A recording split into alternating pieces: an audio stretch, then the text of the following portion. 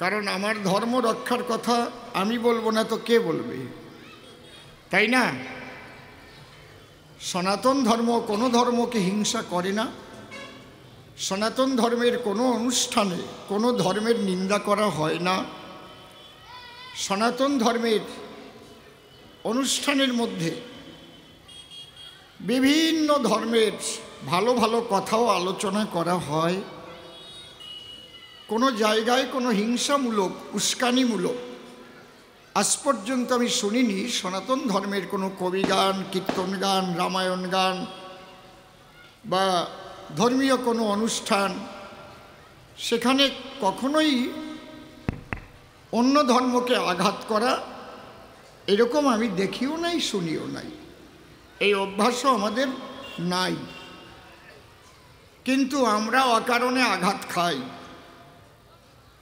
সেই আঘাতকে প্রতিহত করতে হলে যদি আপনারা বিভিন্ন দলে দলে বিভক্ত হয়ে যান, তাহলে আপনারা হয়ে যাবেন খান খান। তাহলে আপনারা ঐক্যবদ্ধ থাকবেন, কেউ কিন্তু কাউকে হিংসা করবেন না। এখানে হরে কৃষ্ণ নামের আসর হবে। যারা অনুকূল ঠাকুরের ভক্ত আছে, এখানে শ্রীগুরু সঙ্গী আছে, মতু আছে, তারাও ভালো চাঁদা দেবে, তারাও এখানে আসবে। এটা আমাদের নিজস্ব সনাতনী ধর্মীয় অনুষ্ঠান। আবার যখন মতুয়া সম্মেলন হবে কিংবা সৎসঙ্গীদের অনুষ্ঠান হবে, সেখানেও সবাই হাত বাড়িয়ে দেবে। কোনো ভাই যদি বিপদে পড়ে, সে সৎসঙ্গী হতে পারে, অনুকূল ঠাকুরের ভক্ত হতে পারে, কৃষ্ণ ভক্ত হতে পারে, মতুয়া ভক্ত হতে পারে, সবাই ঝাঁপিয়ে পড়তে হবে। এই রাখ, ও আমারই ভাই, আমার সনাতনী। ভাবিস না যে ওর কেউ নাই, ও এই কয় ঘর, এটা ভাববা না। আমরা সবাই সনাতনী। মনে থাকবে তো? যদি মনে রাখতে পারেন আপনাদের ভালো, না রাখতে পারলে এ গেল। বুঝতে পারছেন? এই কথাটা কিন্তু আপনারা সবসময় মনে রাখবেন। এই ধর্মীয় ঐক্য আর কোনো রকম কোনো ধর্মকে নিন্দা করা, হিংসা করা, এগুলো কখনোই করবেন না। যার যার ধর্ম শেষে পালন করবে। যদি আপনার ধর্মকে কেউ আঘাত করতে আসে, ঐক্যবদ্ধ হয়ে তার প্রতিরোধ করবেন। হরিবল। একেই বলে ধর্মযুদ্ধ। এই যুদ্ধই শ্রীকৃষ্ণ করেছিলেন, এই যুদ্ধ রামচন্দ্র করেছিলেন। এই যুদ্ধ যদিও অস্ত্র ধরেননি, চৈতন্য মহাপ্রভুও করেছিলেন, ধর্মরক্ষার যুদ্ধ। কারণ খোল করতাল তখন আর বাজাতে দেবে না, ওই ঘণ্টা বাজানো চলবে না, কাসর বাজানো চলবে না, হরিনাম চলবে না। কাজীর হুকুম হয়ে গেল। মহাপ্রভু হাজার হাজার ভক্তদের নিয়ে খোল করতাল নিয়ে কাজীর দরবারে গিয়ে মিছিল করে হাজির হলেন এবং প্রচুর খোল সেদিন ভেঙে দিয়েছিল ওই দুষ্টরা। এখনও নবদ্বীপে খোল ভাঙার মাঠ আছে, এখনও খোল ভাঙার মাঠ আছে। মহাপ্রভু তিনি স্বয়ং ঈশ্বর বলে তার চরণতলে কাজী আত্মনিবেদন করেছিলেন তার ঐশ্বরিক শক্তির বলে। কিন্তু আপনাদের ঐশ্বরিক শক্তি না থাকলেও ঐক্যবদ্ধ একটা শক্তি আছে। সেই শক্তি 10 জন যেখানে, ভগবান সেখানে। এই শক্তিতে আপনারা এগিয়ে চলবেন। আপনাদের চরণে আমার এই নিবেদন থাকল। জয় হরিবল, গৌর হরিবল। কারণ সবচাইতে আমার দুঃখের বিষয় হচ্ছে এই সনাতনীরা এত ভাগে বিভক্ত। ভক্ত হতে চায় না, শুধু বিভক্ত হবে, বিভক্ত হবে, ভাগাভাগি করবে। কার গলায় তুলসীর মালা, কার গলায় রুদ্রাক্ষের মালা, কার গলায় আশার মালা, এই নিয়ে বাদায় জ্বালা। আরে মালা কি শ্মশানে যাবে? আরও মালার মধ্যে সোনার দানা যদি 2-1 বড়ি ভরা থাকে, ওই নিয়ে পরে ঝামেলা বাঁধবে। কি খারাপ কথা কইছি নাকি? ওই পুত্রবধূ স্বপ্নে দেখবে যে বাবা মরে যাওয়ার পরে ওই মালাটা বাবা স্বপ্নে কইছে আমারে বৌমা তুমি নিও। ও যে 2 বড়ি সোনা আছে, 1.5 লাখ টাকা দাম। এই জন্যে মালা দেখে কিংবা বহিরঙ্গীয় পোশাক দেখে আপনারা একে অপরকে দূরে রাখবেন না। আপনারা সবাই শান্তির বাতাবরণ রক্ষা করে নিজের ধর্মকে পালন করবেন, অপরের ধর্মকে পালন করার সুযোগ দেবেন। কোনো ধর্মের প্রতি হিংসা বিদ্বেষ কখনো যেন না থাকে, কিন্তু আপনার ধর্মের উপর আঘাত এলে সকলে একসঙ্গে ঐক্যবদ্ধ হয়ে আপনারা প্রতিরোধ করবেন। হরি বল। কারণ এই সনাতন ধর্মই হচ্ছে আদি ধর্ম। যখন কোনো ধর্ম ছিল না তখনও ছিল সনাতন, মনে রাখবেন। আর যেদিন আর কোনো ধর্ম থাকবে না সেদিনও থাকবে সনাতন। এই সনাতন অবিনশ্বর, চিরশাশ্বত। আজকে আমি ধন্যবাদ জানাই এই কর্তৃপক্ষকে, বিশেষ করে আমার সঙ্গে তো বলাই বাবুরই বেশি কথা হয় এখন ইদানিং। তা এই যে প্রতি বৎসর এখানে যে সনাতনী সাংস্কৃতিক অনুষ্ঠান, সনাতনী সংস্কৃতি রক্ষা করবার জন্য 3 মাস পর্যন্ত টানা ভিক্ষা করেন। আর এখানে যে মন্দিরটি সুন্দরভাবে এখানে রচিত হয়েছে, আপনারা জানেন প্রথম থেকেই আমি আছি। মন্দির উদ্বোধনেও আমি ছিলাম এবং রামায়ণ গানও গেয়েছিলাম। মনে পড়ে কি আপনাদের? অনেক বছর আগের কথা। আগে সবাই মিলে লক্ষ্মীবাজারে ছিলেন, তারপরে এখানে এসে আর একটা আসর তৈরি করলেন। খুব ভালো, অসুবিধা নেই, কিন্তু সবার সঙ্গে সবার আন্তরিকতা থাকবে।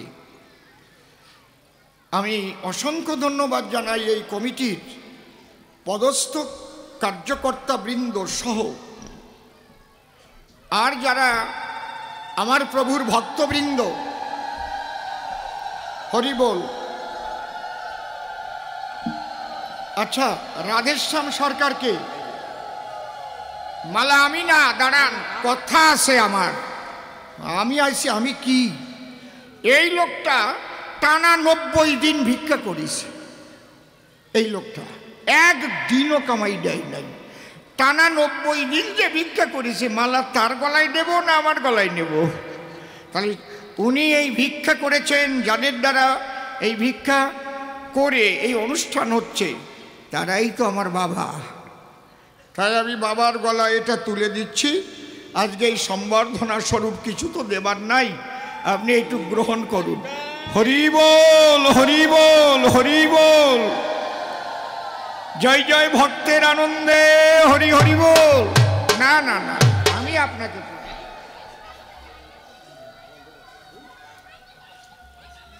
দেন, মালাটা ওনারে পরাই দিই, তারপরে উনি দেবেন আমারে, উনি আমারে দেবেন। আরে বাবা দাঁড়ান না, মালা বদল হয়ে যাবে এবার। দেন, বাহ। আরে বাবা, আমরা বিয়ে কইরে ফেললাম তো। নাও, শুভ দৃষ্টি দাও। হরি বল। এই তো আনন্দ নাকি? নিষ্কাম আনন্দ। রাধে রাধে, কি আনন্দ! এর মধ্যে কোনো কাম কামনা নাই। এইরকমই গুরুর সঙ্গে শিষ্যের বিয়ে হয়। জয় রাধে, হরি বল।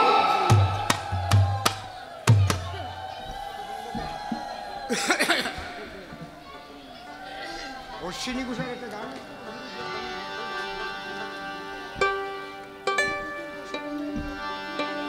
জয় রাধে। আমার বিপক্ষে আজকে, যদিও আমার শিষ্য ছেলে, এখন ওরা তো বাবা আমি ছেলে।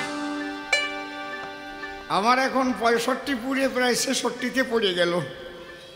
আর ওরাই এখন এই কবি সমাজকে রক্ষা করবে। বাবাজি সজল সরকার, তারপরে রয়েছে উত্তম সরকার, অমল সরকার, প্রভাত সরকার, সুরজ সরকার, আমার লিটন সরকার, অনেকে রয়েছে। আমার আর এখন যশমান প্রতিষ্ঠার দিকে বা পুরস্কার তিরস্কারের দিকে আমি লক্ষ্য করি না। যেটা পাওয়ার জীবনে ঈশ্বরের ইচ্ছায়, সেটা আপনাদের আশীর্বাদে পেয়েছি। এখন যে কয়দিন বেঁচে থাকবো, সাধুসঙ্গ যাতে করে যেতে পারি, এইটুকু আপনারা আশীর্বাদ করবেন। আর যেভাবে দেখে এসেছেন, সেই অসীমের যেন কোনো রকম কোনো কর্মের দ্বারাই কলঙ্কের দাগ না লাগে, এইটুকু আপনারা আশীর্বাদ করবেন। কারণ এমন এমন কালির মধ্যে দিয়ে ঘুরতে হয় না, খুব হুঁশিয়ার না থাকলে কালি লেগে যাওয়ার ভয় আছে। এই জন্য সেই কালিটা যেন না লাগে। আর এদের আশীর্বাদ করবেন, এরা যেন ভবিষ্যতে এই কবিগানকে হরিকথা কৃষ্ণ কথা বলে আরও আমি যেটুকু এগিয়ে দিয়ে গেলাম বিশ্বের দরবারে যেন এরা আরও এগিয়ে নিয়ে যেতে পারে সাধুগুরু বৈষ্ণবের কৃপা লাভ করে। হরি বল হরি বল হরি বল। এরাই তো রক্ষা করবে আগামীতে। জয় রাধে। এই আশীর্বাদ এদের আপনারা করবেন।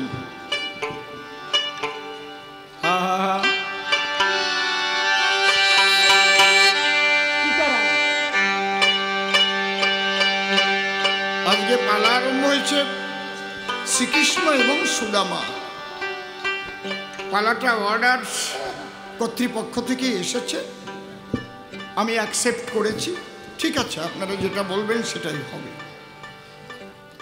মূলত প্রভাস তীর্থে যে যজ্ঞ হচ্ছে সেই যজ্ঞে সুদামা হাজির হয়েছে, তার কিছু জানবার জন্য প্রশ্ন করেছে, আবেদন নিবেদন করেছে। আজকে ভক্ত ভগবান তত্ত্ব আলোচনা।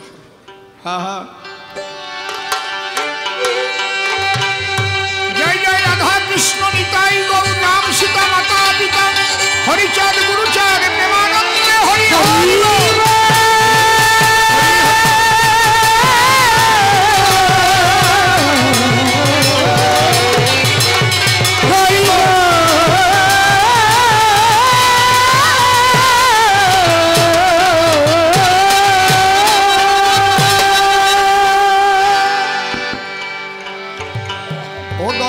সবই তোমার খেলা গো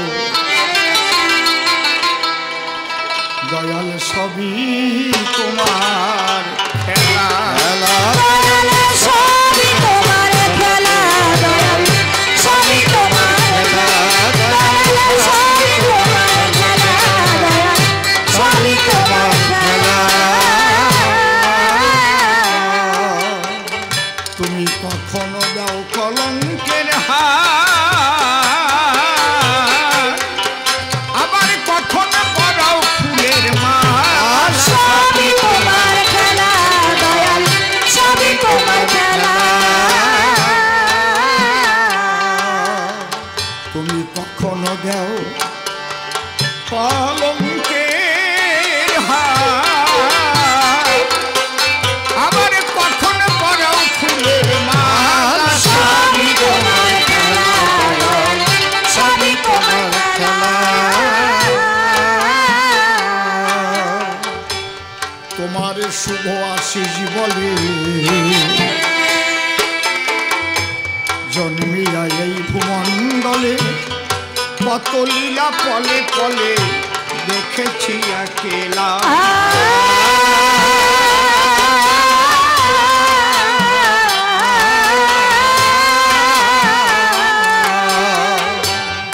সরস্বতের পরশ দিয়ে খুলে ঘরের তালা, খুলে ঘরের তালা। দয়াল রে দয়াময়, সরস্বতের পরশ দিয়ে খুলে ঘরের তালা, খুলে ঘরের তালা। আমি তোমার ভাবনা যখন ভাবি হরি, আমি তোমার ভাবনা যখন ভাবি হয়ে থাকি প্রেম বিভোর। সবই তোমার খেলা দয়াল, সবই তোমার খেলা। কখনো সাজাও ভিখারি, কখনো দাও পাকা বাড়ি, সরলতা আর চাতুরি, সুখ শান্তি ঝামেলা।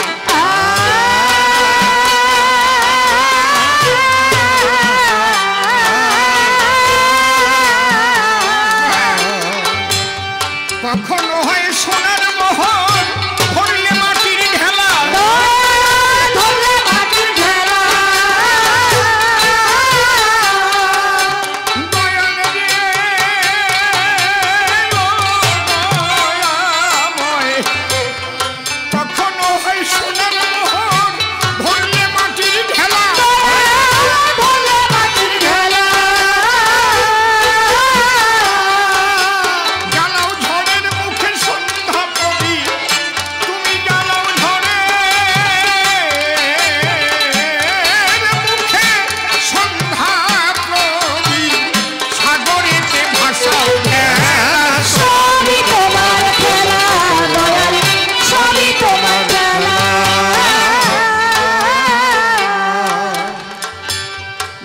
দেখায়ে অধরের হাসি, কখনো করো উদাসী, কখনো করাও মায়ার ফাঁসি, দেও যে ত্রিকাব জ্বালা।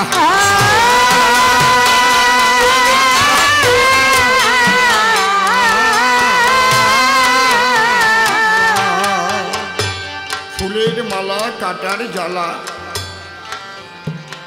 যিনি সমস্ত কিছু সহ্য করতে পারেন, জানবেন তার উপরে গুরু কৃপা হয়েছে। কোনো কিছুতে বিচলিত হন না, আর বিশেষ আনন্দে উৎফুল্লিত হন না।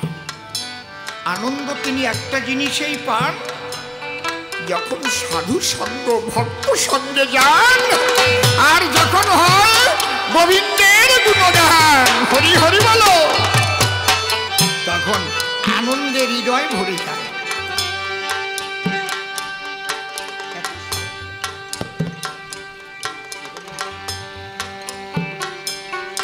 দেখায় অধরের হাসি, কখনো করো উদাসী, কখনো পড়াও মায়ার ফাঁসি, দেও যে ত্রিকাব জ্বালা।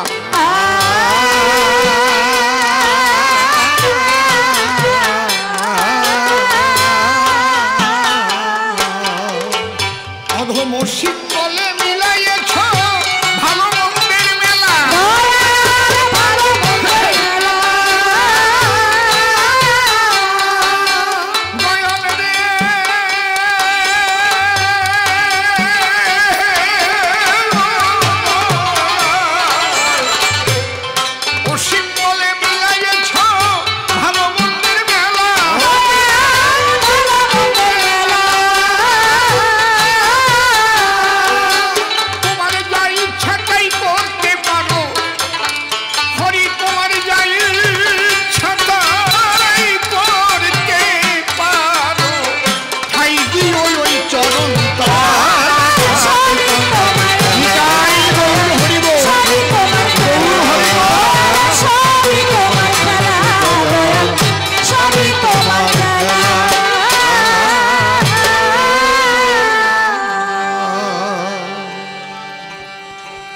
ঠাকুর ভবা পাগলার যুগল পদ্ম হৃৎপদ্মে করে আরাধ্য শুদ্ধ চিত্তে প্রণতি জানাই।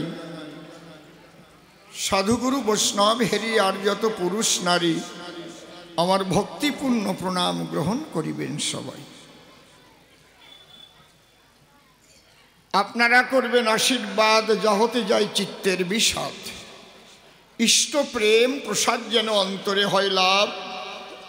যত আছে খুঁটিনাটি ঝেড়ে দেহের ময়লা মাটি, দেহখানা করে খাটি ভেতরেতে জাগে যেন পবিত্র সভা। আপনাদের আশীর্বাদের বলে দাঁড়িয়েছি সভ্য সভা তলে। গাইব বলে বাংলার কবিগান, পূর্ববর্তী কবি যারা এক এক করে গেছে তারা, এখনো কাব্যের বাগিচায় আমি সারা। আপনারা একটু আশীষ করবেন দান। যাজ্ঞে এ কথা এই পর্যন্ত থাকবে। আগে যেভাবে প্রশ্ন করেছে সভ্য সভাস্থান, আমার বিপক্ষ কবি যিনি, মূলত সজল বাবু হলেন তিনি। নিজ নাম করিয়া বর্জন, আজকে সুদামা ভক্ত নাম ধরে দাঁড়ায় সভ্য সভা পরে আমাকে করেছে তারই সখা শ্রী মধুসূদন। চিন্তা করুন নরনারী, অত বড় ভূমিকা কি আমি গ্রহণ করতে পারি? যিনি সর্বে সর্বা সর্বশক্তিমান দয়াল হরি, আমার আনন্দময় গোবিন্দ ধন, তার ভূমিকাতে গান গাইতে হবে এসব হাতে। আগে আমি জোর হাতে করি তার রাতুল চরণ বন্দন। হে আনন্দময় গোবিন্দ, কৃষ্ণ কথা শুনতে বসেছে ভক্তবৃন্দ। আমি তো অজ্ঞানন্ধ, তুমি আমার প্রতি রেখো প্রভু দৃষ্টি। তুমি আমায় করুণা করে বসে আমার ঈদ মন্দিরে তোমার কথা এই অধরে আলোচনা করে আজ মধুময় পরিবেশ করো সৃষ্টি। হরি বল, হরি বল, হরি বল। আমি তার উপরে ভার দিয়া এবার তার ভূমিকা নিয়া গাহিবারে চাহি কবিদান। আমার মূলত অসীম সরকার নাম বটে, বলি আমি সভা তটে, সে নাম ছাড়িলাম বর্তমান। অসীম নামটি দিয়ে ছাড়ি, এবার কবির পাল্লা ধরি। আমি ব্রজ বিহারী। কিরে বাবা মাইক ম্যান, এখনো কন্ট্রোল করতে পারো না কেন? কেউ কেউ কু কু করতে থাকতেছে। তোমার কি ব্রেন ট্রেন খারাপ হয়েছে নাকি? এত ভালো মাইক, এত ভালো মাইক ম্যান, এত কেউ কেউ করবে কেন?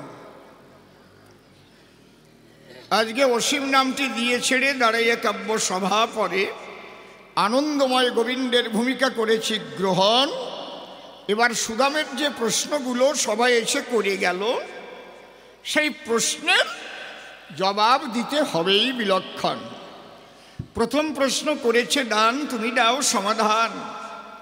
তুমি আমার সখা, কথা মিথ্যা নয়। জগৎবাসী যারা এ কথা জানে তারা হোম ব্রতাদি যজ্ঞের দ্বারা সবাই তোমার চরণে অর্ঘ্য দেয় বসুধায়। জানে যত জ্ঞানী বর্গ সবাই দেয় তোমাকে অর্ঘ্য। দেব দেবতা মুনি ঋষি থাকে তোমার সাধনায়। তুমি হয়ে যজ্ঞেশ্বর, কেন তুমি যজ্ঞ করো? তুমি অর্ঘ্য দেবে কার পায়? বলো তোমার উপর আছে কে, সে কোথা আসছে কোন বেশি, এটা আমার জানবার বিষয়। তোমাকে তো আমি চিনি, তুমি কোন রসের চিনি, কারণ তোমাকে নিয়ে অনেক দিনই করেছি গোচারণ। দেখেছি দুর্গতি নাশিনী দুর্গা যিনি তোমার অধরে দিয়েছে ক্ষীর্ণবনী। তোমার চরণ ভজিতে স্বয়ং ব্রহ্মা পর্যন্ত ব্রজের পথে তোমায় করেছে অন্বেষণ। স্বয়ং যিনি পাগলা পঞ্চানন পঞ্চমুখে করে তোমার গুণকীর্তন। তামি তুমি হয়ে মধুসূদন, তুমি যজ্ঞের কেন করলে আয়োজন? ভালো প্রশ্ন করিস। আমার সুদামারে ধন্যবাদ জানাই। সখা, বহুদিন পরে দিয়েছ দেখা। মানে সক্ষরসে তো প্রণাম করা যায় না মহাশয়। সক্ষরস হলে পরে দেখা হলে জড়াইয়ে ধরে, তাই না? নাকি সক্ষভাব বলে এরে। হয়তো নয়ন বাড়ি ঝরঝর করে ঝরে, কতদিন দেখিনি তোমায়। আরে হরিবল। বসে শোনেনি জ্ঞানী দলে, এই জন্যে সে সখা বলে আজ ব্রজ ফেলে প্রভাস তীর্থে দিয়েছে দর্শন। বলি আপনাদের সম্প্রতি তার স্ত্রী শান্তমতী, সে কিছু ক্ষুদের লাড়ু করেছে রচন। ও বলেছে চিড়ে দিয়ে তৈরি করে, তাই মেনে নিলাম সভা পরে। তবে ক্ষুদের লাড়ুই এটা জানে সব ভক্ত নারী নরে। সেই লাড়ু নিয়ে আমার ধারে দিল দর্শন। ওটা তো শুধু ক্ষুদের লাড়ু নয়, ওর মধ্যে প্রেম ও ভক্তি সংমিশ্রিত রয়। হ্যাঁ, আমার কাছে বলুন দেখি, ওই লাড়ু কি খালি খুদ বা সিঁড়িয়া নাকি? আমি যখন টোপলার মধ্যে ওটা দেখি, আমি বলেছিলাম ডাকি, আশোকা দেখি এনেছো কি করো, দেখাও তো আমায়। ও তখন লুকাতে চায়। মানে এত বড় একটা যজ্ঞের ভিতরে কি করে কয়টা লাড়ু বের করে, যদি বিয়াকুব হয়ে পড়ে। কিন্তু আমি জোর করে নিলাম কেড়ে ওর লাড়ুর টোপলা। সেই সময় ওর লাড়ু হাতে নিয়ে আমি বললাম ডাক দিয়া, ভক্তগণ তোমরা করো দর্শন। এ তো শুধু খুদের লাড়ু নয়, আমার সকার প্রেম ভক্তি মিশ্রিত রয়। প্রেমানন্দে জয়ধ্বনি উলুধ্বনি দেয় সর্বজন।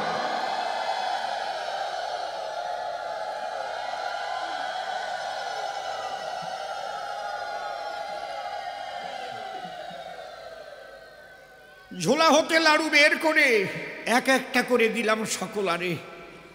যেমন লাড়ু ছিল তেমন লাড়ু থাকিল ঝোলায়। দাঁড়িয়ে বলি সবার ঠাই একটাও লাড়ু কমে নাই। এই জায়গাটা বুঝবার বিষয়। তবে বন্ধু, তুমি ভুল করনি এক বিন্দু। সুন্দর প্রশ্ন আমাকে করেছো উত্থাপন। তোমার প্রশ্নের জবাব দিতে বাসনা আছে আমার চিতে। এবার মন দিয়ে সেই কথা করিও শ্রবণ। আমি মনে করেছি ভাবনা আগামী কলি যুগে আমি ভগবান ভাবটা রাখব না, আমি ভক্ত ভাব করিব গ্রহণ। আমি নিজে ভক্ত হব এ ভাব আমার অভিনব, কিন্তু ভক্তি কোথায় পাবো তাই করি অন্বেষণ। আমার কাছে বলুন দেখি, কোনো দোকানে ভক্তি কিনতে পাওয়া যায় নাকি? তাহলে কোথায় থাকে প্রেম ও ভক্তি ধন? জানেন যত ভক্ত লোকে প্রেম ভক্তি একমাত্র ভক্তের হৃদয়ে থাকে। সেই ভক্ত করুণা করে যাকে, তার ভাগ্যে মিলতে পারে সেই প্রেম ধন। এই জন্যে আমি দয়াল হরি এই প্রভাস তীর্থে আজকে ভক্ত মিলন যজ্ঞ করি। এসেছে হাজার হাজার কত ভক্ত অগণন। এই ভক্তগণকে করেছি নিমন্ত্রণ। তবে আমি নারদকে করেছিলাম মানা, তুমি বৃন্দাবনে নিমন্ত্রণ দিয়ে না। ওখানে সময় নষ্ট করার নাহি প্রয়োজন, কারণ আমি কৃষ্ণ চিন্তামণি এ কথা আমি জানি। যখন এই যজ্ঞের কথা শুনবে ব্রজবাসীগণ, ওরা আমার আপন বটে বলি আমি সভা তটে, ওরা কিন্তু এই প্রভাস তীর্থে সবাই দেবেই দর্শন। আমার আছে জানা, আপন জনকে নিমন্ত্রণ করা লাগে না। আপনার বাড়ি যদি আপনি কোনো পূজা করেন, তাহলে নিজের বউরে নিমন্ত্রণ দেবেন যে তোমার নিমন্ত্রণ থাকলো কিন্তু বাড়ির লক্ষ্মী পুজো হবে, কি এটা বিশ্বেরই শোনা যায় না? এই জন্যে ব্রজবাসী আপন বলে আমি নারদকে বললাম খুলে, নারদ বৃন্দাবনে নিমন্ত্রণ করার তোমার নাহি প্রয়োজন। কিন্তু নারদ একটু পেঁচালো, ভক্ত বটে, আমি বলি সভা তটে। আগে নারদ গিয়েছিল বৃন্দাবন। যখন গেল বৃন্দাবনে, দেখা হলো রাধার সনে, ডেকে বলে রাধিকা রতন, বলো বন্ধু আমার কেমন আছে?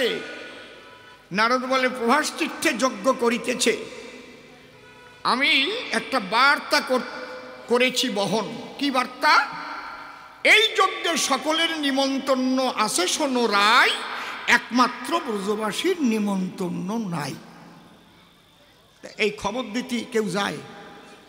আপনারা কি করেন? এক গ্রামে যদি কোনো পূজা পার্বণ হয়, যা কিছু হয়, যারা নিমন্ত্রণ করবে না সেই বাড়ি লোক পাঠায় যে তোমাদের কিন্তু নিমন্ত্রণ নাই, যাবা না। এই কথা যেই কহিল, ব্রজবাসীর মনে আরো বিশ্বাস প্রগাঢ় হলো। আমাদের নিমন্ত্রণ করতেই পাঠালো, কিন্তু আমরা যাতে না যাই সেই জন্য এই কথা কইছে নারদ গোসাই। আশার আগ্রহ আরো বেড়ে গেল। এই জন্য এসেছে আজ কত ভক্তগণ। দেখো, তাহলে আমি কি হব? ভক্ত হব। তুমি যে বললে তোমার উপর কেউ নাই, বিশ্ববাসী জানে, তাই তোমার কথা আমি অমান্য করি না কখন। কিন্তু কিসের দ্বারায় আমাকে পরিপূর্ণভাবে পায়? কোনভাবে পরিপূর্ণভাবে আমাকে পাওয়া যায়? কৃষ্ণ প্রাপ্তির পথ বহুবিধ আশয়। কোন পথে পরিপূর্ণ কৃষ্ণ ভক্তি হয়? আপনি আচরি ধর্ম, আমি জানাইব সেই কর্ম। নিজে ভক্ত হয়ে যাব নদিয়ায়, প্রেমানন্দে বলব হরি, নাম ধরিব গৌর হরি, যাতে এই জীবগণ আমাকে সেই সাধন ভজনের দ্বারায় পায়। কিন্তু সেই ভক্তি তো আমার নাই। তাহলে ভক্তি আমি কোথায় পাই? ভক্তি আছে কোন জায়গায়? ভক্তের হৃদয়। এই জন্যে ভক্ত মিলন যজ্ঞ করেছি আমি স্বয়ং নাই। কিন্তু একটা কথা আছে, এই ভক্তিকে দুই ভাগে ভাগ করা হয়েছে, টোটাল ভক্তি জগৎটাকে। একটা হৈতুকী ভক্তি আর একটা অহৈতুকী ভক্তি। আমি মনে করি, ভাবো না আমি কিন্তু হৈতুকী ভক্তি লব না, আমি অহৈতুকী ভক্তি করিব গ্রহণ। এই জন্য কৃষ্ণ নন্দলালা ওই যে দেখো এক কোনায় রেখেছি একটা দাড়িপালা, ওর পাশে একটা পদ্ম ফুল করেছি রক্ষণ, রেখেছি যে পদ্ম ফুল ওইটা হচ্ছে এই ভক্ত মাপার ভক্তি মাপার মুদ। ওই পাল্লায় তুলে সকলারে করিব ওজন। অন্তরে দেখো ভেবে ফুলের সঙ্গে যে সমান সমান ওজনে হবে, আমি তার ভাব কান্তি বিলাস করিব গ্রহণ। ওই ফুলটা কি ফুল? ওটা হচ্ছে অহৈতুকী প্রেম ভক্তি সংমিশ্রিত রাধা পদ্ম ফুল। সবাইকেই ওজন দেব, কে হৈতুকী আর কে অহৈতুকী জেনে লব। এই দুটি ভক্তি একটু করে বিশ্লেষণ দেখবেন। কেউ যদি বিয়ে করে ছেলে মেয়ে না হয় ঘরে, হয়তো বিয়ের পরে 19-20 বৎসর অতিবাহিত হয়ে যায়, মনে মনে ভাবে তাই আমি একটু কীর্তনে যাই, কিংবা ওই কালী মন্দির অন্য কোনো শিব মন্দিরে গিয়ে মানত করে আসি। এ সময় গিয়ে মানত করে, যদি ভক্তবৃন্দ এবং ঠাকুরের আশীর্বাদের জোরে আমাদের ঘরে পরে একটা সন্তান জন্মগ্রহণ, অন্তরে আমাদের আছে ভাবো আগামী বৎসর আমরা এই কীর্তনে 10,000 টাকা দেব। বলে না অনেকজন? বলে কি না বলেন? বলে। তাহলে এই যে টাকা কেন দেবে? সে কি ভগবানকে পাবে? না, তার একটা ছেলে হবে, সেও কিন্তু কান্নাকাটি কম করে নাই। আবার কেউ মনে চিন্তা করে আমি ব্যবসা করি যাতে ব্যবসাটা বাড়ে, তার জন্য মানত করে। কারো বড় মেয়ে আছে ঘরে, বিয়ে হয় না, মোটে পড়ে গেছে সংকটে, তার বিয়ের জন্য মানত করে। এই বছরের ভিতরে যদি আমার মেয়ে বিয়ে হয়, মনে আমার আছে ভাবো রাধা গোবিন্দের কপালে টিপ পরাবো আর সোনার বাঁশি বানাই দেব, এরকমও তো কয়। একে বলে অহৈতুকী, হৈতুকী ভক্তি। অহৈতুকী নয়, হৈতুকী ভক্তি। অর্থাৎ গোবিন্দ ছাড়া জাগতিক জগতে ধন সম্পদ বা অন্য কিছু পাবার আশায় যারা কান্নাকাটি করে বুক ভাসায়, তাকে হৈতুকী ভক্ত বা ভক্তা বলা হয়। আর অহৈতুকী কারে বলে? এই ব্রহ্মাণ্ডটার মালিকও তাকে করে দিলে সেই ব্রহ্মাণ্ড সে পাবার জন্য করে না কিঞ্চন, তার শুধু নয়ন ঝরে কবে পাবো গোবিন্দরে, বলে দাও সে কথা আমারে। তার উদ্দেশ্য শুধু গোবিন্দ দর্শন। এই যে আমি কথাটা বললাম, এইবার আমার ঠিক বললাম না বেঠিক বললাম, একটু কোষ্ঠী পাথরে করিব ঘর্ষণ। কোষ্ঠী পাথর কি? আমাদের শাস্ত্র। অহৈতুকী ভক্তির ডেফিনেশন কি দিয়েছে শাস্ত্রে? অন্যান্য অভিলাষিতা শূন্য জ্ঞান কর্ম দানাবৃতং আনুকূল্যেন কৃষ্ণানুশীলনং ভক্তির উত্তমা। অন্যান্য সকল অভিলাষ যার হয়ে গেছে চিরতরে নাশ, একমাত্র পেতে পিত বাস যে করে সাধনার ভজন, অহৈতুকী ভক্তি তারে বলে উত্তম ভক্তি এই ধরণী তলে। হে নারদ, আমি সেই ভক্তি পাবো বলে আমার অভিলাষ। তাহলে এই ভক্তি কে আমাকে দিতে পারে? আমি জানি। নাম ভূমিকায় একদিকে থাকবেন ভগবান শ্রীকৃষ্ণ, আর অন্যদিকে থাকবেন তারই একজন খেলার সাথী পারিষদ সুদামা ভক্ত। তাহলে আজ কৃষ্ণ সুদামা এই ভক্ত ভগবান পালা আপনাদের সামনে আমরা তুলে ধরব।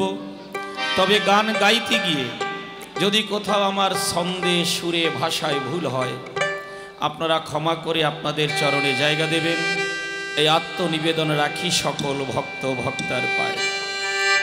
তবে আমার বড় সৌভাগ্য যে গত বৎসরও আপনাদের এই মহতী আসরে এসেছিলাম, এবারেও আসতে পেরে নিজেকে ধন্য মানি। যাই হোক, এবার একটা প্রেমধ্বনি দিয়ে আমরা সে আলোচনার মধ্যে প্রবেশ করি। সবাই মিলে একবার উচ্চ কণ্ঠে বলবো, জয় জয় রাধা গোবিন্দ প্রেমানন্দে হরি হরি বল হরি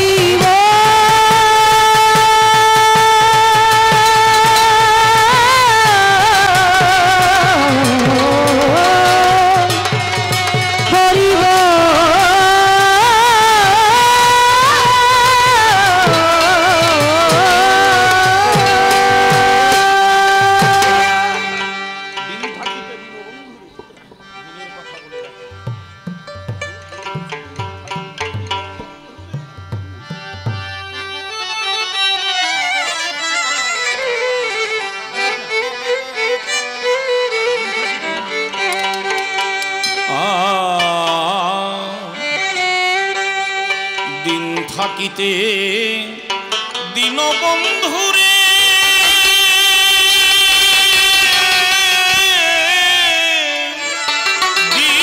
দিনের কথা আমি বলে রাখি,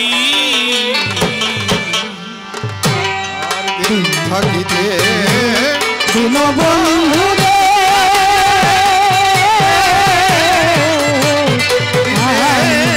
কথা বলে রাখি, থাকিতে দিনের কথা আমার দিনের কথা বলে রাখি। দয়াল তুমি আমার কাছে থেকো, দয়াল তুমি আমার কাছে থেকো, যেদিন সবাই দেবে ফাঁকি, আর দিন থাকিতে দীনবন্ধুরে আমার দিনের কথা বলে রাখি। যাদের নিয়ে ঘর বাঁধিলাম, ওরে আমি সবাই আপন ভেবেছিলাম, হায়রে যাদের নিয়ে ঘর বাঁধিলাম, ওরে সবাই ভেবেছিলাম, ওরে এখন শেষকালেতে বুঝতে পেলাম, শেষকালেতে বুঝতে পেলাম, যা করে তা সব চালাকি, আর দিন থাকিতে দীনবন্ধুরে আমার দিনের কথা বলে রাখি।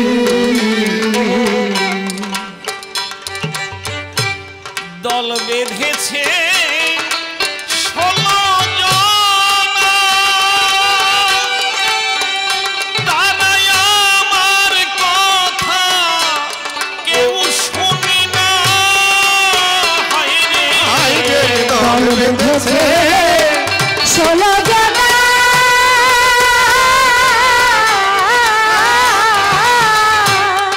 আমার কথা কেউ শোনে না, তারা মাল গুদামে দিয়ে হানা, তারা মাল গুদামে দিয়ে হানা আদায় করে নেই খোরাকি, আর দিন থাকিতে দীনবন্ধুরে আমার দিনের কথা বলে রাখি। লাভের আশা থাক না দূরে, ওরে আমার মূলধনের টান গেছে পড়ে, হায়রে লাভের আশা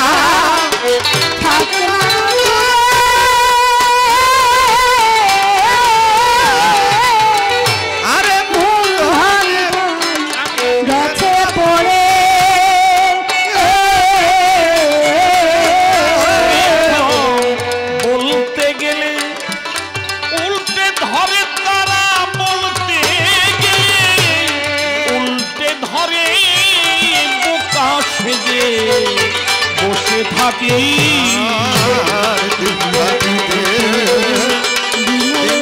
বন্ধুরে আমার দিনের কথা মনে রাখি। হে প্রাণ গোবিন্দ, জানি না কত সময় তুমি আমাকে এই জগতে রাখবে। বড় অনিশ্চিত এই জীবনযাত্রা। এই হাওয়াটুকু বেরিয়ে ফিরে না এলে এখানেই আমার আমিত্বের অবসান ঘটে। তুমি চালাও তাই চলি, তুমি বলাও তাই বলি, আমার আমিত্ব ততক্ষণ, তুমি কৃপা করে এই জগতে আমায় রাখবে যতক্ষণ। তাই আমার এই প্রাণের কথা তুমি একটু মন দিয়ে শোনো গোবিন্দ। তোমার ইচ্ছে ছাড়া, তোমার আদেশ ভিন্ন, গাছের একটা পাকা পাতাও মাটিতে পড়ে না। এসেছি হেথায় তোমারই আজ্ঞায়, আদেশ করিবা মাত্র যাব চলিয়া। আসা যাওয়া তোমার ইচ্ছাতে, তাই আমার শেষের কথা অমূল্য তাই হে দয়াময়। ওরে আমার বলার সময় হয় কি না হয়, হায় রে অমূল্য ভাই হে দয়া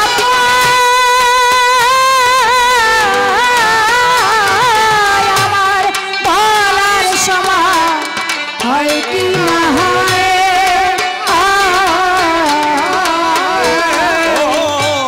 তাই বলে রাখিয়ে সময়, আমি তাই বলে রাখিয়ে সময়, মনে রেখো কমলাক্ষী। বন্ধুরে আমার মনের কথা বলে রাখি।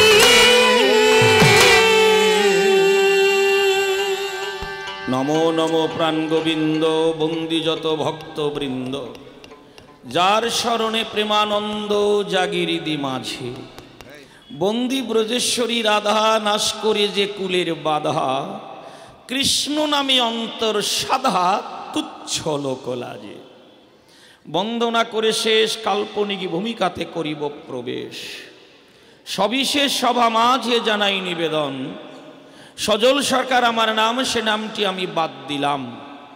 এইবার সুদামা নামটি আমি করিব গ্রহণ। বিপক্ষের কবি যিনি, ভগবান শ্রীকৃষ্ণ হবেনি তিনি। তিনি অত্যন্ত জ্ঞানী এবং গুণী। আজ তার চরণ দুখানি আমি করিনু বন্দন।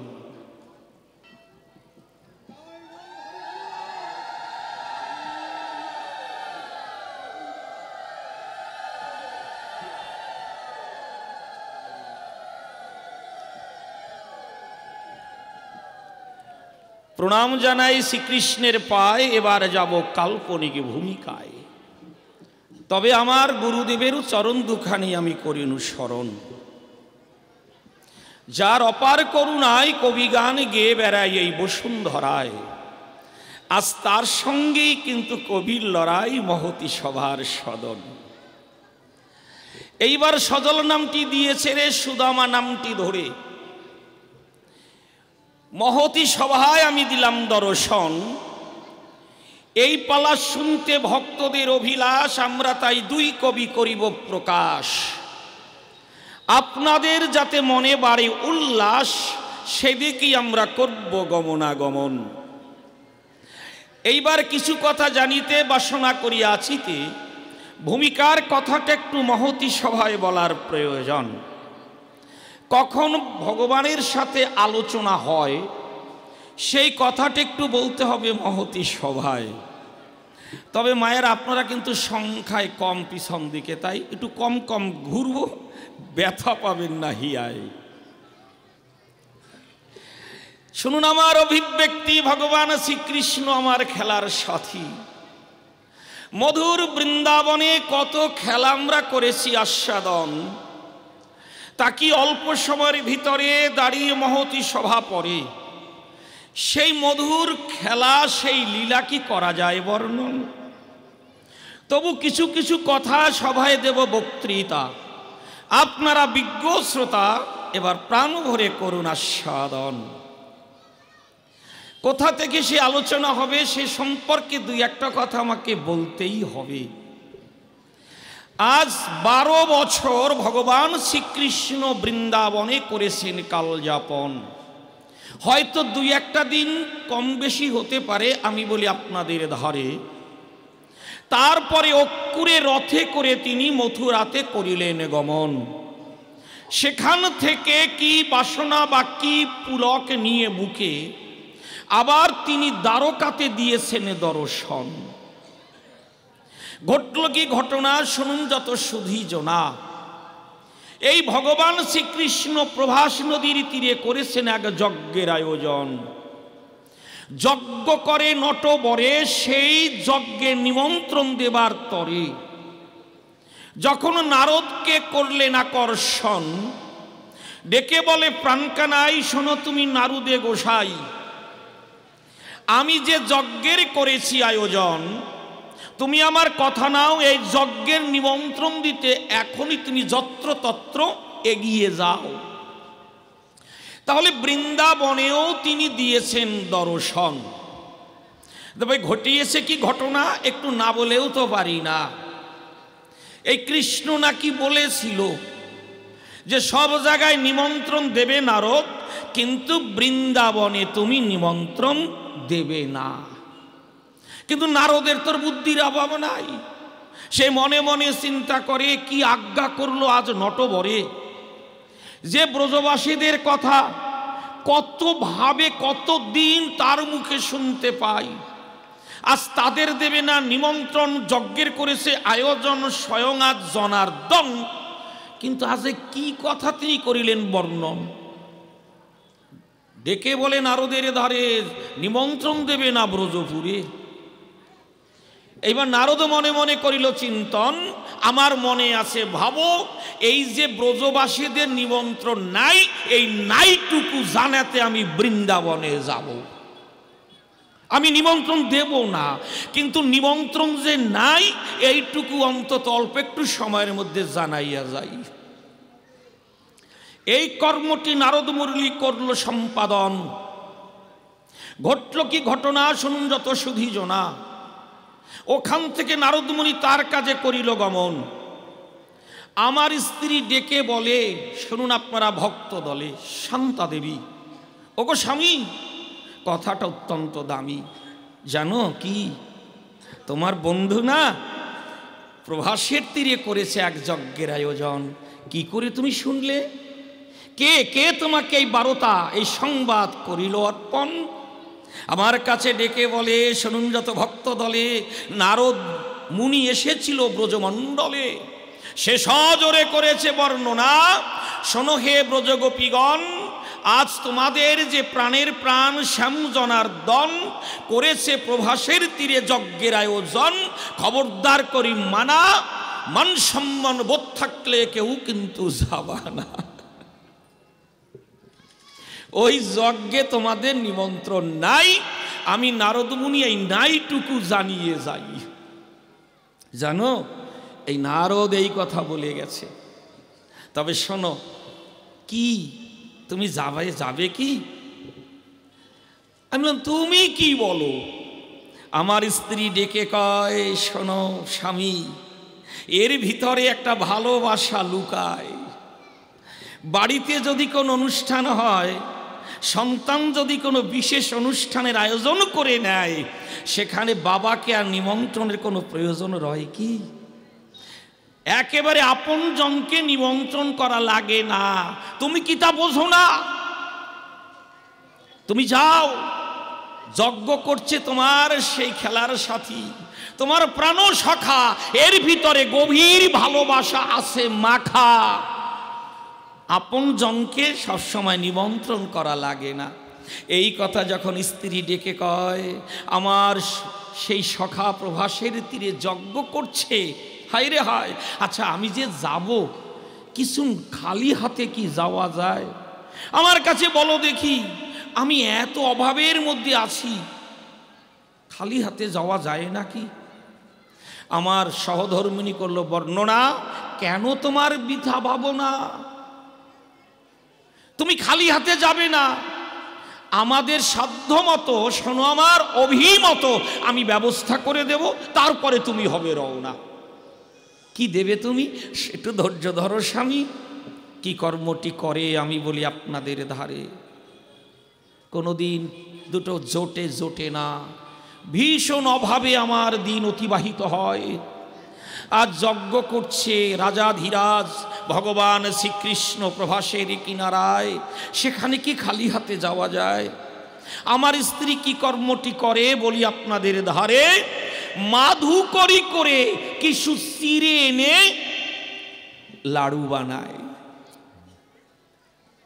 লাড়ু বানিয়ে দিল, সঙ্গে সঙ্গে বলেছিল এইটুকু নিয়ে যাও, যাও তুমি এইটুকু তোমার সখার হাতে দিও। একেই তো বলে সহধর্মিনী।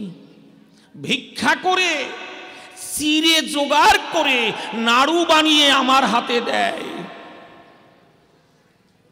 ওই বস্তু যখন হাতে পাই, আমি তো আর আমাতে নাই, আমার চরণে কোনো পাদুকাও নাই।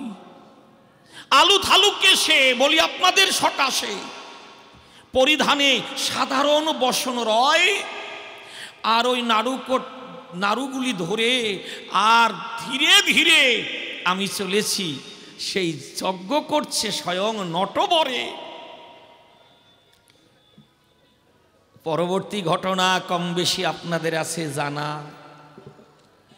আমি যখন ওই নাড়ু বা ওই চিড়ে নিয়ে ধেয়ে যাই, আমি তো আর আসলে আমার মধ্যে নাই। হায়রে, এই সাধারণ দ্রব্য কি আমার বন্ধু করিবে গ্রহণ?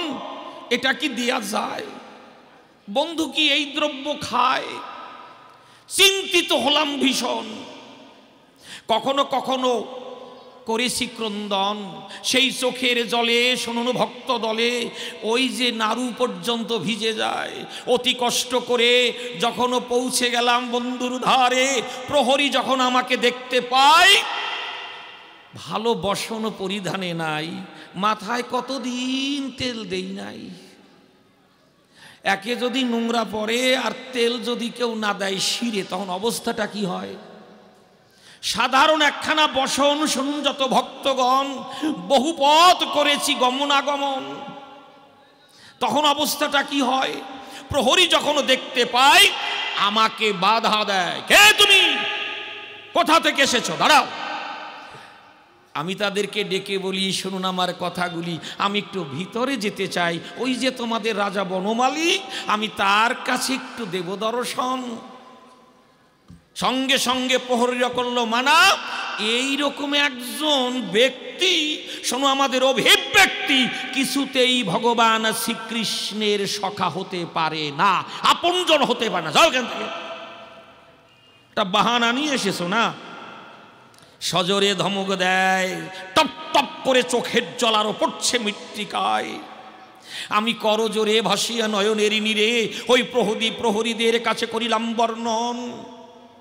দিয়ে আমার নয়ন বাড়ি বললাম, শোনো তোমরা প্রহরী, বন্ধুর কাছে গিয়ে একবার বলো যে সুদামা এসেছে একজন, সুদামা নামে এই ধরাধামে তোমার এক বন্ধু এসেছে, তোমার সঙ্গে একটু করতে দর্শন। কাছে আসতে হবে না, দূর থেকে যেন আমার দিকে একবার একটু তাকায়। এই কথা যখনও বলি, শুনতে পেল আমার সখা বনমালী, ওখান থেকে ছুটে এসে বলি মনের উল্লাসে আমাকে জড়িয়ে ধরে ভিতরে নিয়ে যায়। আমার সখার মহিষী ছিল যারা যারা, ভগবানের ওই দেখে ভাবধারা। কৃষ্ণ ডাকি দিয়ে কয়, রুক্মিণী রয়েছে কোথায়? অন্যান্য যারা যারা যেখানে ছিল, শুনুন যত ভক্ত দল, যাও যাও পদধৌত করো। মানে যেন সখা আনন্দে অভিভূত হয়ে যায়, কোথায় আমাকে বসতে দেবে, কি খেতে দেবে। গোবিন্দ একেবারে অস্থির হয়ে উঠেছিল সুধিচয়। যাক, এ কথা এখানে হলো শেষ, ঘটল কি পরিবেশ। এইবার যখন ওই যজ্ঞাগারে দিলাম দর্শন, যজ্ঞাগারে যখন যাই সেখানে গিয়ে নানা দৃশ্য দেখতে পাই। ওই দৃশ্যগুলি দেখার পরে বিচলিত হলো আমার ভীষণ আকারে মন। আমি মোটে ভাবতেও পারি না ঘটছে কোনো ঘটনা। কি কি ঘটেছে? ওনার গর্ভধারিণী মাতা যিনি গোপাল গোপাল বলে কাঁদছেন তিনি। গোপাল গোপাল রে অঝরে কান্না করে। আমি নিজ নয়নে করলাম দর্শন।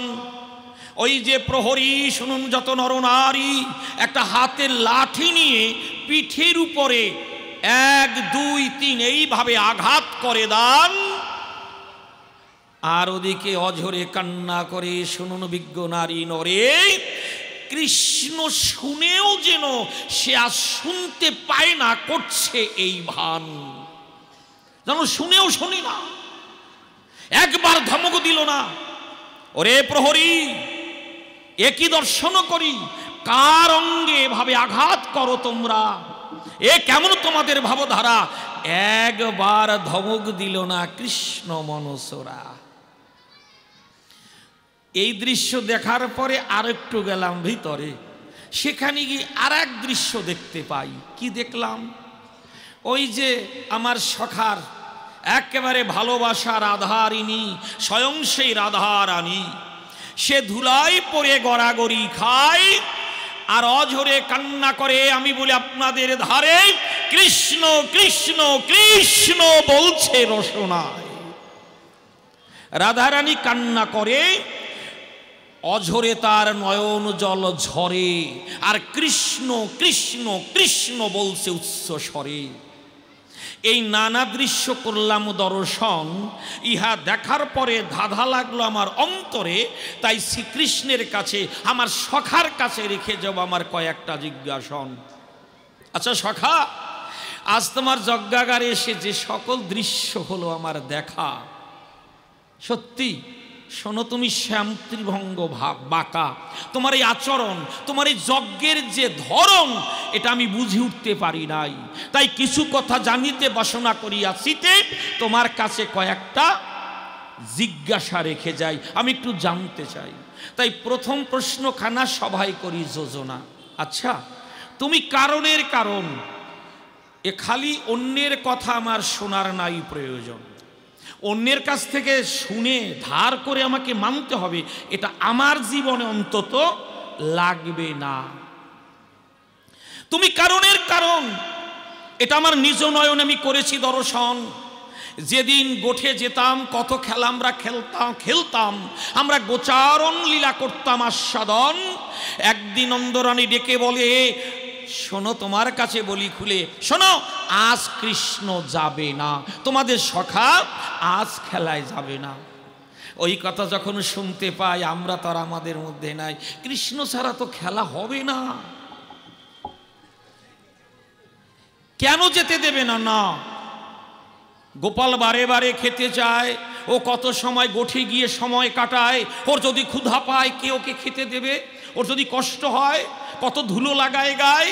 সঙ্গে সঙ্গে আমি করেছিলাম বর্ণনা, মা জানো না মা, এটা তোমার বৃথা ভাবনা, তুমি জানো না আমাদের সখার কোনো কষ্ট হয় না, তোমার ওই যে ছেলে কৃষ্ণ, তার কোনো রকম কোনো কিছুর কষ্ট হয় না। কষ্ট হয় না মানে জানো মা, যখন আমরা গোঠে যাই কি সব দেখতে পাই জানো? একজন দেখতে পেলাম দশভুজা, কি অপূর্ব তার লীলার মজা। আবার একজন বাকশাল পরিধানে, তার মাথায় বড় জটা রয়।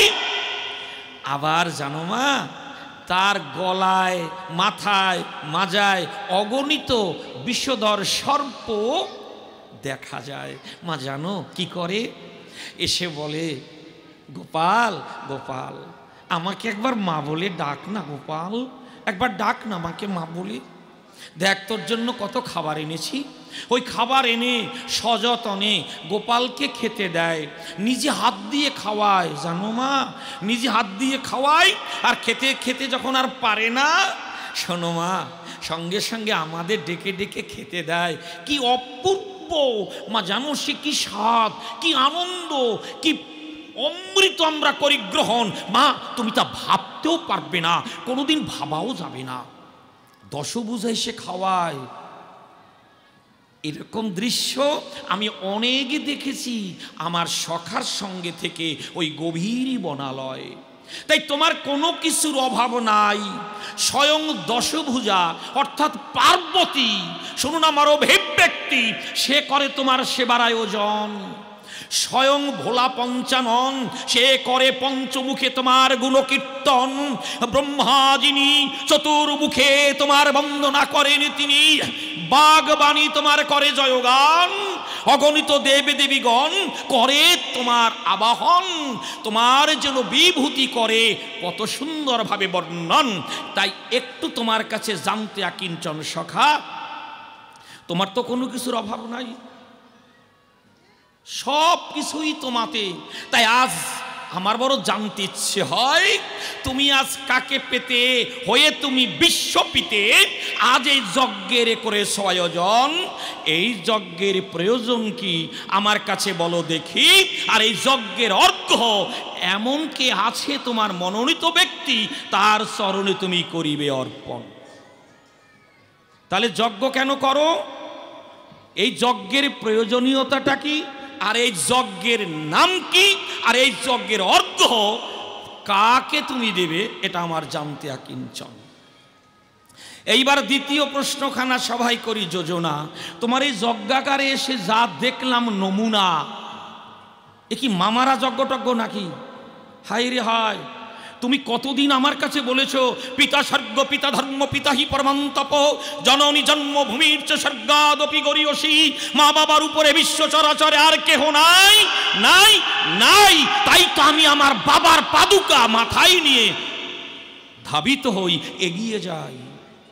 এ দৃশ্য আমি দেখেছি যেদিন নন্দ মহারাজ দাঁড়িয়ে বলি সভায় আজ সেই ঘোল বিক্রি করতে হাটে বা বাজারে যায়, পাদুকা নিতে ভুলে গেছে।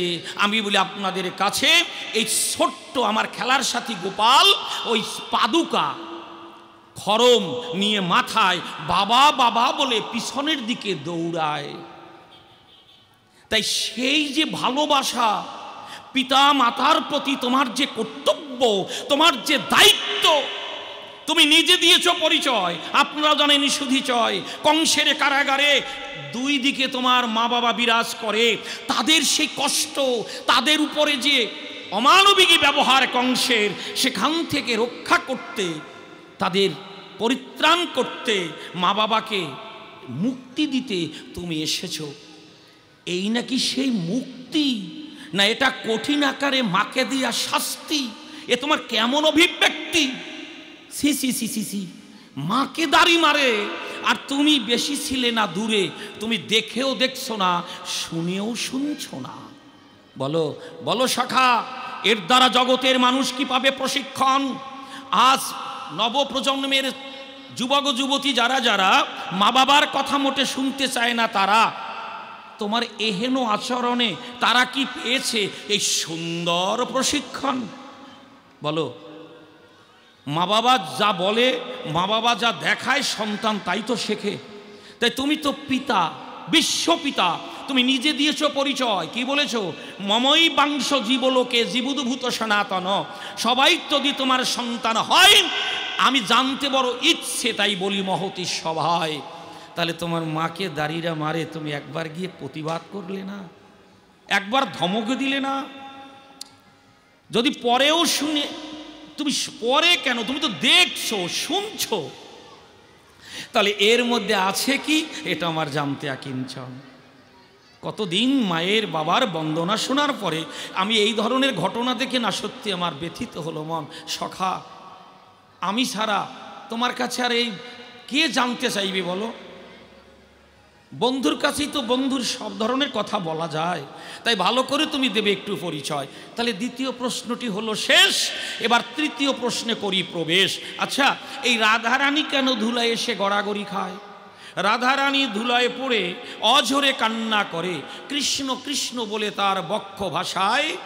বলি আপনাদের নিকটে দেখলাম একেবারে সুন্দর একখানা খাটে, রুক্মিণী বসে বসে মনের উল্লাসে চরণ নাচায়। তাহলে একই দৃশ্য, হায় হায়, এর মধ্যে আছে কি রহস্য?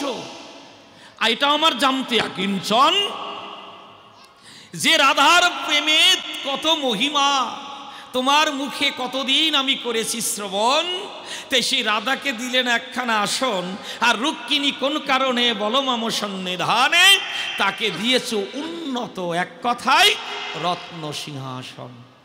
কেন সে সিংহাসনও পায় আর রাধারানী কেন ধুলাতে গড়ায়, এর একটু তাৎপর্য ভালো করে বলে যাবে মহতী সভায়। আচ্ছা, আমরা কৃষ্ণকেই তো চাই নাকি? সাধন ও ভজনের মূল কেন্দ্র হচ্ছে ভগবান শ্রীকৃষ্ণ, তাই না মা? কৃষ্ণকে যদি পাই আর কি চাই? কিছুই চাই না, সব চাওয়া পাওয়ার অবসান হয়ে যায়। তাহলে রাধারানী তোমাকে কাছে দেখে, বলো মনের পুলকে, তথাপি কেন কৃষ্ণ কৃষ্ণ বলে করেছে ক্রন্দন। তাহলে তোমাকে কাছে পেল, তোমাকে প্রাণ ভরে দেখেছিল, তবুও তার কান্নাকাটির কি বা প্রয়োজন? এই হচ্ছে আমার পরবর্তী নিবেদন। তবে শোনো সখা, উল্টো পাল্টা কথা যেন বলো না, ছোট্ট একটা গল্প না বলে পারবো না। কি বলেন? বলবো?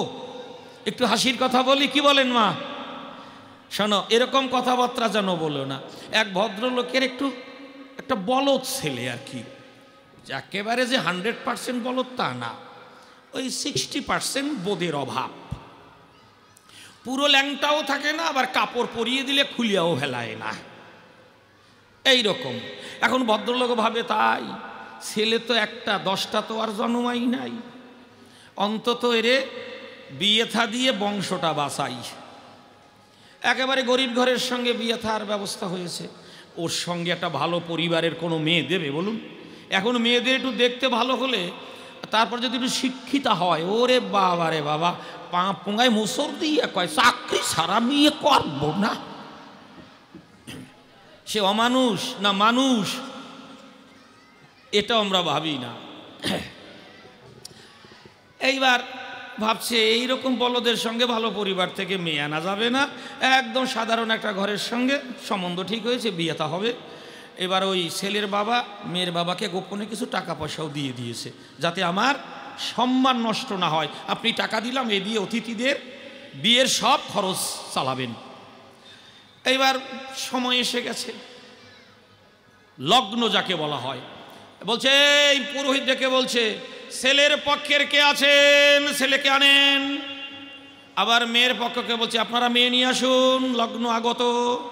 আজকের কিন্তু বিয়ের ডেট আছে, বাপমতো বিয়ে হচ্ছে আজকের। এইবার নিয়ে এসছে পুরোহিত, 2-4টি মন্ত্র বলতে না বলতেই ছেলেটা বলছে, ও কাকা, কি পায়খানা করব? আমি তো ভদ্র ভাষায় বললাম, এখানে বরিশালের মানুষ আছেন না, সেই ভাষায় বলি, ও কাকা, কি আগুন? মানে পায়খানা করব। হ্যাঁ, মুই আগুন। এখন পিড়িতে বসে, বিয়ের পিড়িতে বসে যদি বলে মুই পায়খানা করব, কিরম থাকে কন? মান সম্মান যারা কেস না। কিন্তু হাগায় তো বাঘাও মানে না। আর হাঁকবে না কেন, মানে পায়খানা চাপবে না কেন? দেখবেন অনেক সময় অনেকে বিয়ের আগে কিছু খায় না, উপবাস থাকে, কিন্তু অনেক সময় মামি, তারপরে মাতৃস্থানীয়, তারা এনে গোপনে পিঠে টিঠা খাওয়ায়। ও বলত তো ওই পিঠা পাইয়া ভাব মতো বসান দেশে, সুশি পিঠা, ভিজানো পিঠা, শীতকালের বিয়ে তো ইয়া কাঁসার থালা এনে দেশে, আর ওই বলদ ভাব মতো খাওয়া খাইছে, যে এইরকম দিন তারা পাবো না, খাইয়া রাখি। এইবার যাই পিড়িতে বসেছে, সুশি পিঠা খায়, জায়গা দে আমি বেরোবো। এইবার কাকারে বলছে, কাকা পায়খানা করবো। কাকা বলছে, জোরে কইস না, আসতে ক, এবারে নিয়ে পায়খানা করায় নিয়ে আসো তো। এইবার দেখবেন যদি বাড়িতে অনেক লোকজনের ব্যাপার থাকে, মানে বিয়েতে অনেক লোকজন খাবে, প্রায় 1000 লোক, তা তাদের মশলা বাটতেও তো অনেক মশলা লাগে, লাগে না মা? এখন তো মিক্সচারে করে, আগে তো মিক্সচার ছিল না, শিলেই বেটে নিত লঙ্কা। তবে শিলে বাটা মশলার কিন্তু রান্না খুব ভালো হয়। এখন আমরা খাটবো না, করবো কি? তো শিলে বাটছে, তো বাটতে বাটতে অনেক সময় হাত ধোয়, আবার অন্য একটা কাজ করে সে আবার শুরু করে। মায়েরা তো করে নাকি? তো কত লোক লাগছে, অত লোকের, 1000 লোকের রান্নার লঙ্কা বাটতে, তো এরকম এক জায়গায় হাত ধুয়ে এ কাজ ও কাজ করে, আবার বাটে। ওই এক জায়গায় ওই হাত ধোয়া জল রেখেছে, এখনও তো পায়খানায় গেছে, মানে কোনো রকম ওই ধুতি সরাইয়া আন্ডারটা কোন রকম খুলিয়া বসিছে। এখন ওরে যারা পায়খানা করতে নিয়ে গেছে তারা তো জানে না কোথায় কি আছে, দেখে বড় একটা ড্রামের জল, ওইখান থেকে 1 ড্রাম নিয়ে দিয়েছে, মানে লঙ্কা ধোয়া জল। যেই দিয়েছে ও তাড়াতাড়ি করে পায়খানা করে জল খরচ করে কাপড় টাপড় পরে এসে পিড়িতে বসিছে। এখন বসেছে যেই এইবার লঙ্কায় কামড় ধরিছে। ওইরকম নরম জায়গায় যদি ওই লঙ্কা পায়, ও কি চুপ করিয়া থাকে? এইবার যেই লঙ্কায় জ্বলনি শুরু হয়েছে, এইবার পিড়ির সঙ্গে পাছাটা খালি ঘষে। যারা যারা দেখছে তারা কত বড় বেকায়দায় পড়ছে। এখন বলছে, ও কাকা কি আমি বিয়া করব না। বলে কেন? বলে বিয়ের আগেই এত জ্বলে, বিয়ের পরে আরো বেশি জ্বলবে, বিয়ে আমি করব না। তাই তুমি যেন এ জাতীয় কোনো কথাবার্তা বলো না, বুঝলে? যাক, এবার বলি গানে গানে সুরছন্দ তালে মানে করে একটু সঙ্গীতের আয়োজন। সঙ্গীতে বললে পরে আনন্দ পাবেন নারী নরে। আরো কিছু কথা আমি গানের মধ্য দিয়ে করে যাব বর্ণন।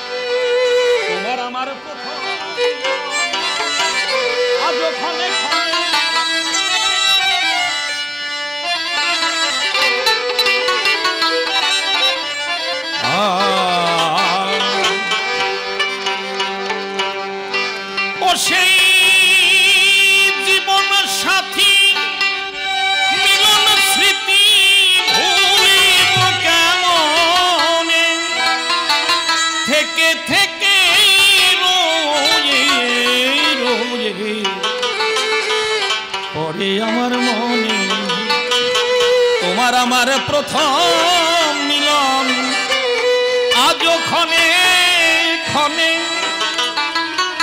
থেকে থেকে রোয়ে রোয়ে পড়ে আমার মনে।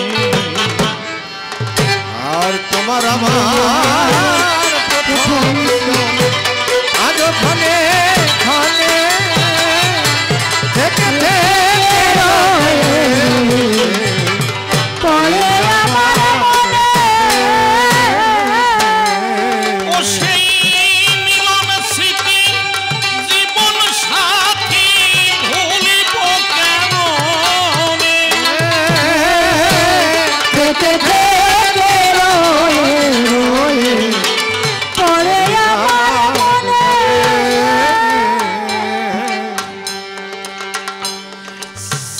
হাসি উসলে পড়ে ভরা নদীর কূলে মরা তুই দুজন রেখেছিলাম মিলন মায়ায় ঘিরে।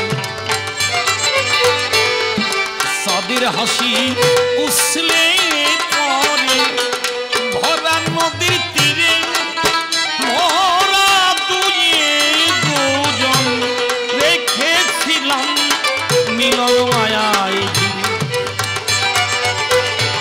তেমনি কি আসিবে ফিরে শূন্য জীবনে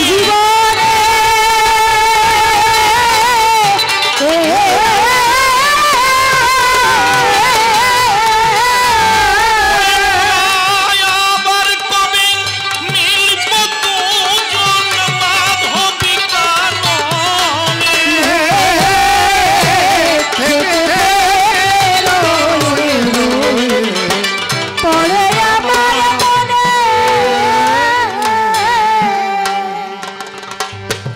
সেই চাঁদিনী সেই মাধবী ফিরে এলো তেমনি তুমি জীবনে মোর ফিরে এলো কই। সেই চাঁদিনী সেই মাধবী ফিরে এলো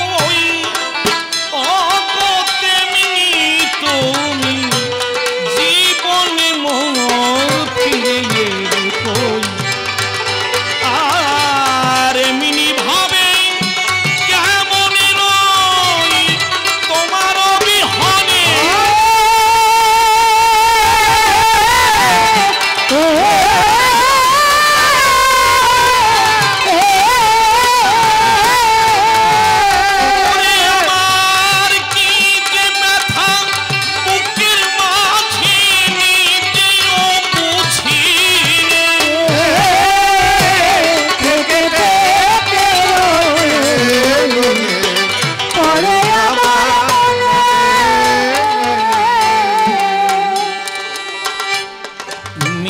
রাতে বলেছিলে তোমারে কি কব ওগো তুমি আমার হইও সাথী আমি তোমার রব। মিলন রাতে বলেছিলে তোমারে কি কব ওগো তুমি আমার হইও সাথী আমি তোমার রব। তুমি আমি রব নির্জনে নির্জনে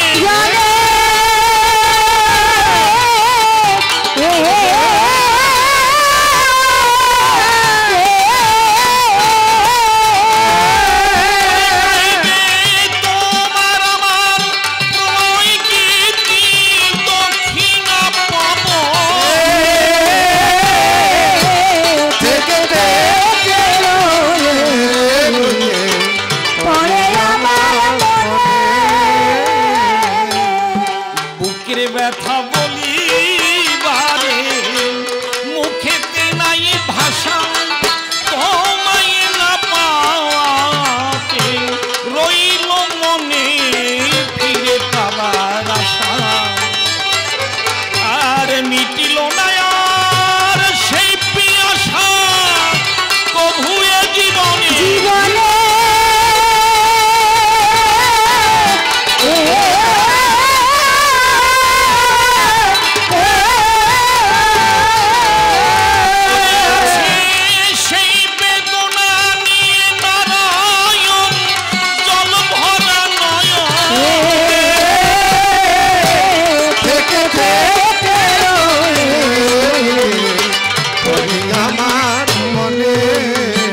প্রভাসের তীরে কেন করেছো তুমি যজ্ঞের আয়োজন তোমার সাথে থেকে যাহাই আমি করলাম দর্শন কোনো কিছুর অভাব নাই তুমি কারণের কারণ তুমি আমার জীবন সাথী আনন্দের কারণ আবার এই যজ্ঞের অর্ঘ তুমি কাকে করবে দান কে আছে ত্রিভুবনে বলো তোমারই সমান আবার তোমার মাকে কেন মারে বলো দেখি তাই এই আচরণ দেখে সখাই আমার ভালো লাগে নাই রাধা রানী সেই কাহিনী করিলাম বর্ণন কেন ধুলায় পড়ে কান্না করে কিসেরই কারণ রুক্মিণী কেন সিংহাসন দিলে বলো হে কানাই এই দুই আচরণের মাহাত্ম আমরা শুনতে চাই বৃন্দাবনের গোপী গোপিনী আনন্দেরই ধন কেন নিমন্ত্রণ দিতে নিষেধ করিলে নারদ তপোধন নিমন্ত্রণ দেবে না করিলে বর্ণনা আমি শুনি তাই প্রেয়সী ডেকে মনের পুরকে বলেছিল তাই আমার স্ত্রী ডেকে বলে আমারই সদন এহেন কথা বলে গেল নারদ তপোধন যারা তোমার প্রিয়জন কেন করিলে বর্জন কেন নিমন্ত্রণ দিলে না করো তুমি বর্ণনা শ্যাম জনার্দন তাই যে কয়েকটি প্রশ্ন আমি করে গেলাম দান একটু ধরে ধরে সভাপরে দিও সমাধান এরপর আমার সখা সভাতে আসিবে ভালো ভালো কথাগুলি খুলিয়া বলিবে কেন রাধা সামনে পেয়ে আবার কান্না করে কান্নাকাটির মধ্যে কি বা বলো প্রকাশ করে তোমার উপরে আর কাকে তিনি পেতে চায় ধুলায় পড়ে কৃষ্ণ বলে বক্ষে ভাষায় তবে আর বেশি কথা বলবো না ছেড়ে দিয়ে যাবো আমার কবির কল্পনা দেখিয়েছে কোনোভাবে কোন কোন কথা বলে কোনোভাবে ভাবধারা সেই উঠাইয়ে তোলে থাকতে চলে বেশি বলে নিশি প্রয়োজন আমার মতো আমি এবার করি সমাপন যে কয়েকটি প্রশ্ন আমি করে গেলাম দান আপনারা বসে বসে শুনলেন সুমহান দেখিয়েছে কোনোভাবে বলে কোনোভাবে ভাবধারা সে উঠাইয়ে তোলে অনেকভাবে অনেক কথা করিলে বর্ণন ভুল ত্রুটি হতে পারে জানাই কণ্ঠম তাই তো পুনঃ নিবেদন জানাই আমার ভুল ত্রুটি যাই গুরুদেবের চরণে জানাই প্রণতি যার সুবাসী বাদে গাহি কবি গীতি পিতামাতার জন বন্ধন যার কোনে পেলাম এই মানবী জন জাতি বনে মন পিতামাতার এই পর্যন্ত আমার পর্ব দিলাম সাঙ্গ করি যার যার